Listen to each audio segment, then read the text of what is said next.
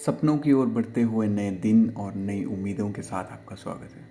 दोस्तों, कहते हैं जो सपने देखने की हिम्मत करते हैं वो दुनिया जीत सकते हैं। आज की यह कहानी धीरूभाई अंबानी भारत की एक ऐसी शख्सियत की है जिन्होंने ना सिर्फ बिजनेस की दुनिया में अपना बड़ा नाम किया बल्कि भारत को औद्योगिक क्षेत्र में भी एक नई पहचान दिलाई। एक गरीब खानदान में पैदा हुए धीरूभाई अंबानी ने बिजनेसमैन बनने का सपना देखा और अपने कठोर संकल्पों और मेहनत के बल पे उन्हें हकीकत में भी बदला।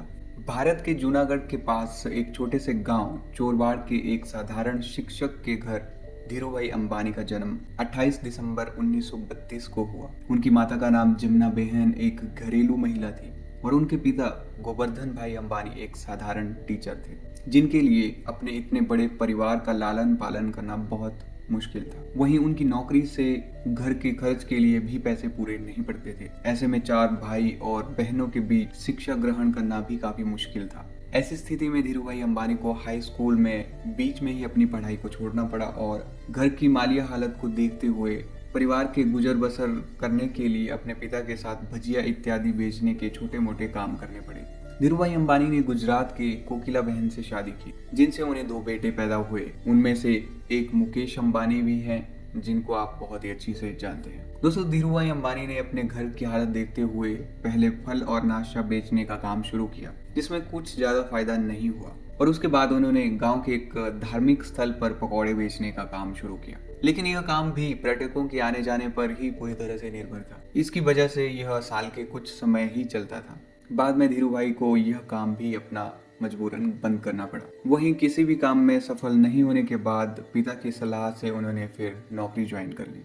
नौकरी करने के बावजूद भी उन्होंने बिजनेस किया। तमाम असफलताएं मिलने के बाद धीरूभाई अंबानी ने अपने बड़े भाई रणमीत की मदद से यमन में नौकरी करने का फैसला किया। उन्होंने यमन में शेल कंपनी के एक पेट्रोल पंप पर अपनी पहली नौकरी करी। वे अपनी कार्यकुशलता और योग्यता के बल पे मैनेजर पद पर पहुंच गए। हालांकि नौकरी करने के बाद भी वे हमेशा बिजनेस करने के अवसर तलाशते रहते। वे शुरुआत से ही बिजनेस करने का कोई भी मौका हाथ से नहीं जाने देना चाहते थे। शायद उनके उसी जुनून ने उन्हें दुनिया का सबसे सफल बिजनेसमैन की सूची में शामिल कर दिया था। वहीं धीरूभाई के बिजनेस के प्रति रुझान का अंदाजा आप इसी बात से लगा सकते हैं कि जब वे शेल कंपनी के पेट्रोल पंप पर 300 रुपए प्रति माह के हिसाब से नौकरी करते थे, उसी दौरान काम करने वाले कर्मचारियों को चाय महज 25 पैसे में मिलती थी। वे 25 पैसे की चाय ना पी के एक बड़े रेस्टोरेंट में 1 रुपए की चाय पीने के लिए जाते थे। वे ऐसा इसलिए करते थे ताकि रेस्टोरेंट में आने वाले बड़े व्यापारियों की बातें सुन सके और उनसे बिजनेस की बारीकियों को समझ सके। इसी तरह धीरूभाई ने अपने बड़े बिजनेसमैन के सपने को पूरा करने के लिए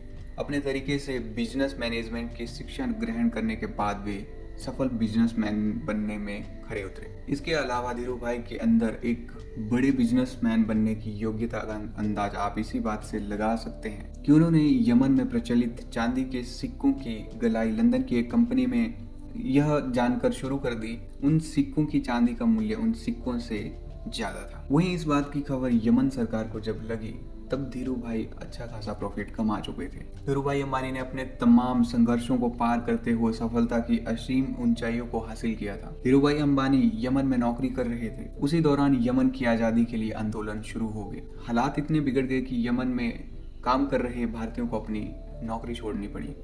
ऐसे में धीरूभाई अंबानी को भी अपनी नौकरी छोड़कर भारत वापिस आना पड़ा। फिर बिजनेसमैन बनने के ख्वाब संजो रहे धीरूभाई ने बिजनेस करने का फैसला किया। हालांकि किसी भी बिजनेस को शुरू करने के लिए उन्हें निवेश की जरूरत थी और धीरूभाई के पास बिजनेस शुरू करने के लिए कोई भी रकम नहीं थी। जिसके बाद उन्होंने अपने चचेरे भाई त्र्यंबकलाल दामनी के साथ पॉलिस्टर धागे और मसालों के आयात निर्यात के व्यापार शुरू कर दिया। इसके बाद उन्होंने महज 15,000 रुपए की राशि के साथ रिलायंस कमर्शियल कॉरपोरेशन की शुरुआत मस्जिद बंदर के नरसिम्हा स्ट्रीट के एक छोटे से ऑफिस में की थी। वहीं उस समय धीरूभाई अंबानी का परिवार भुवनेश्वर स्थित जय हिंद स्टेट के एक छोटे से अपार्टमेंट में रहते थे। महज 350 स्क्वायर फीट का एक कमरा था जिसमें एक टेलीफोन, एक टेबल और 3 कुर्सियां थी। शुरू में उनके पास 2 ही सह कर्मचारी थे जो उनके काम में उनकी मदद किया करते थे। इसके बाद धीरूभाई अंबानी ने सूत के व्यापार में अपनी किस्मत आजमाई और सकारात्मक सोच के साथ बिजनेस की शुरुआत की। वहीं धीरे धीरे धीरूभाई अंबानी को कपड़े की काफी अच्छी समझ हो गई थी। इस व्यापार में अच्छे मौके मिलने की वजह से साल 1966 में अहमदाबाद के नरोड़ा में एक कपड़ा मिल की स्थापना उन्होंने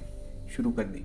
इसके बाद लगातार धीरे धीरे धीरूभाई अंबानी सफलता की सीढ़ी पर चढ़ते गए और उन्होंने अपने करियर में फिर पीछे मुड़ के कभी नहीं देखा। वहीं धीरूभाई अंबानी के अब दोनों बेटे रिलायंस इंडस्ट्री को आगे चला रहे हैं। आपको बता दें, धीरूभाई अंबानी ने महज चंद पैसों से इतनी विशाल इंडस्ट्री की शुरुआत की थी और साल 2012 तक करीब 85,000 कर्मचारी इसमें काम कर रहे थे, जबकि सेंट्रल गवर्नमेंट के पूरे टैक्स में 5% सिर्फ रिलायंस इंडस्ट्री का ही आता है। और बिजनेस की दुनिया के चरम पर पहुंचे धीरूभाई अंबानी ने अपनी जरूरतों के हिसाब से सरकारी नीतियों में बदलाव कराने के आरोप भी लगे, लेकिन धीरूभाई अंबानी पर आलोचनाओं को कोई भी असर नहीं हुआ और वो अपने लक्ष्य की ओर बढ़ते रहे। धीरूभाई अंबानी को 24 जून 2002 में हार्ट अटैक की वजह से मुंबई के एक अस्पताल में भर्ती करवाया गया। उसके बाद उनकी हालत लगातार खराब होती चली गई और 6 जुलाई 2002 को भारत के इस शख्सियत ने अपनी अंतिम सांसें ली। उनकी मृत्यु के बाद उनके बड़े बेटे मुकेश अंबानी ने बेहद कुशलतापूर्वक उनका कारोबार संभाला और विश्व के सबसे धनी और सफलतम बिजनेसमैन की लिस्ट में भी शुमार हुए।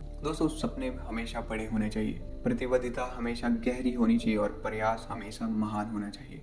इस तरह बिजनेस की दुनिया के बेताज बादशाह धीरूभाई अंबानी ने रिलायंस इंडस्ट्री की शुरुआत कर न सिर्फ सफलता हासिल की बल्कि दुनिया के सामने एक मिसाल भी कायम की। तो उम्मीद करता हूँ दोस्तों, आपने इस कहानी से ज़रूर कुछ ना कुछ सीखा होगा। अगर वीडियो अच्छा लगा, वीडियो को लाइक कीजिएगा, शेयर कीजिएगा और चैनल पे पहली बार आए हो या अभी तक सब्सक्राइब नहीं किया है, सब्सक्राइब कीजिए, तभी आने वाली वीडियो आपको सबसे पहले मिलेगी। तो मिलते हैं अगली वीडियो में जल्दी। हमारे साथ आप बने रहिए। धन्यवाद।